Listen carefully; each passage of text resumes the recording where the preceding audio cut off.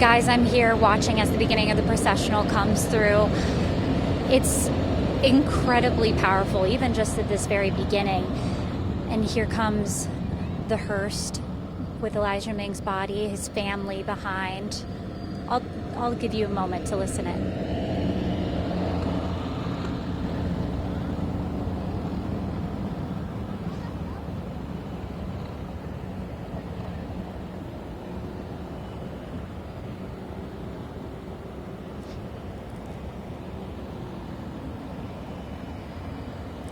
And as they go by, they'll turn left and head on to I-70.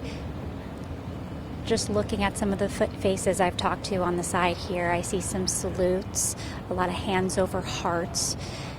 Just really taking a moment to honor Elijah Ming's life, his legacy, waving the flags. It's quite beautiful. And like I said, it never gets any easier seeing these. But it's great to see all the support. You know, there's the chaplain from the KCK Police Department. I assume these people coming through are a lot of family and friends.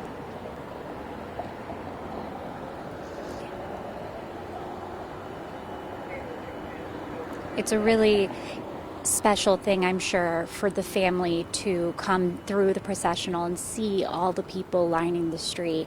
And I can only imagine how it makes them feel to know how loved their son was and just the life he led. I'll give you guys a moment to listen in as we continue to see the processional come through.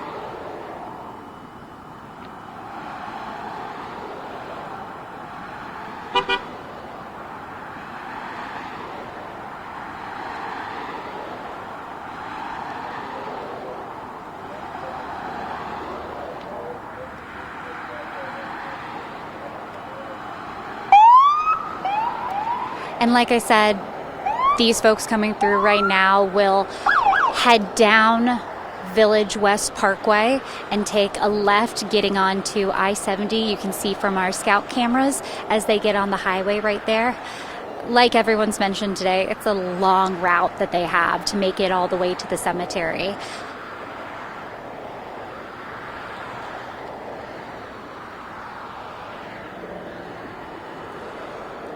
More from the Wyandotte County Sheriff's Office right here.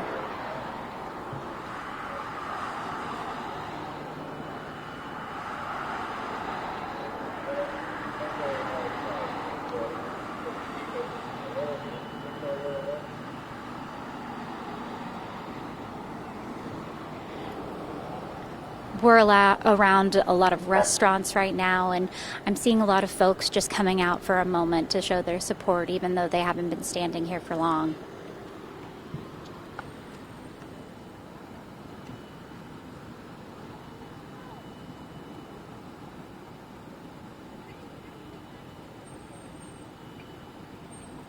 And Caroline, I don't know if you can hear us right now. I don't know if it's possible for your photographer to show some of those groups who are coming out. I think Lindsay and I both, we noticed when you said that the people even in nearby restaurants are coming out into the parking lots. And again, perhaps not even aware of what was happening today, but then realizing that this is something momentous and that this is a time to honor law enforcement, even if they didn't know who Deputy Ming was. I think that says something that they're coming out right now. You talked about how the family went by after the motorcycle officers, then we saw the family, the hearse, and you have to wonder, his son Deuce, just 2 years old, probably doesn't understand quite what's happening. Perhaps family members telling him, this is for your daddy, these people are coming out to support your daddy, but you would hope that one day when he's older, that his family members are able to tell him about this and maybe even show him that there was an entire community that showed up to be part of the procession,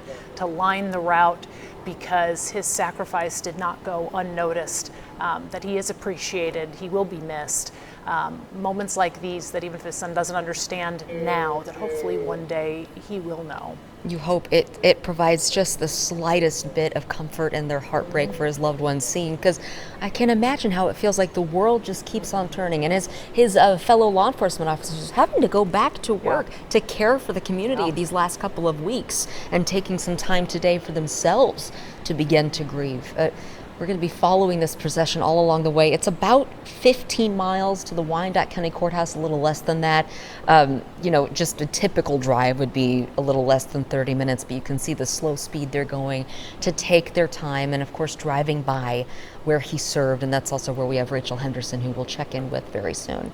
And by the way, if you're watching this right now and perhaps you need to run out, run some errands, do something, if you do happen to see this procession as you're out and about, please pull over, just be prepared for a long wait. Yes, give them space. We want to protect their safety as they're honoring the life of Deputy Ming.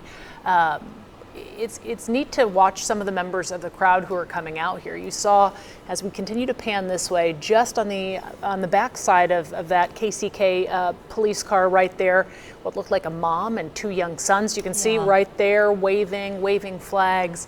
Earlier, in another vantage point, we saw what looked like a grandfather and a grandson, perhaps. Saw some maybe kind of middle-aged women. I mean, just a wide variety of people who are coming out along just this starting point of the route there, as Caroline mentioned, and just to hear that people were stepping outside of the restaurant just to observe this, I think speaks volumes to the type of community we have here in our area. And I think you're right. I think there might be people along the route who may not have been aware of what was happening today, and hopefully they realize this is a funeral procession, and maybe they take some time and learn about Deputy Ming and his service and the entire community who wants to support his family now.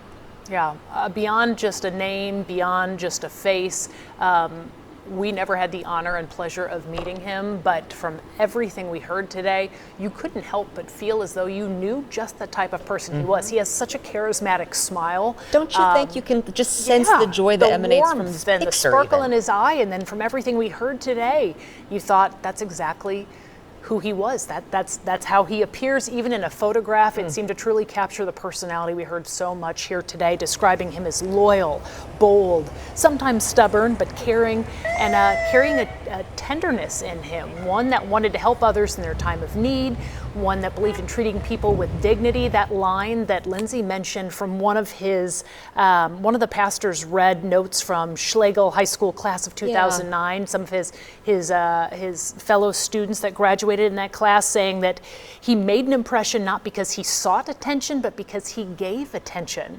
So, I mean, he just sounded like a people person who truly cared about others. You know, no surprise in learning more about him and his time at Fort Scott Community College. Not only did he play baseball there, he was chosen as homecoming king in his time there. So somebody who just seems to be beloved by all who knew him. Think about someone being known for that in high school. That is a maturity and a generosity of spirit that seems to have just always been with him. You hear these things and it just makes you all the more sad of the loss of this man that had so many more ways, I'm sure, to give to the people in his life and his community, and how connected he remained with so many people. Just another reason we're taking this time today to share this with you and show you what the community is doing to show that support. This is always part of this processional where we can start to see some of the other law enforcement agencies with their vehicles that might be joining, but we're still seeing the KCK Police Department, obviously very closely entwined with Wyandotte County Sheriff's Office, and there was a KCK PD officer on the call with him when he was killed.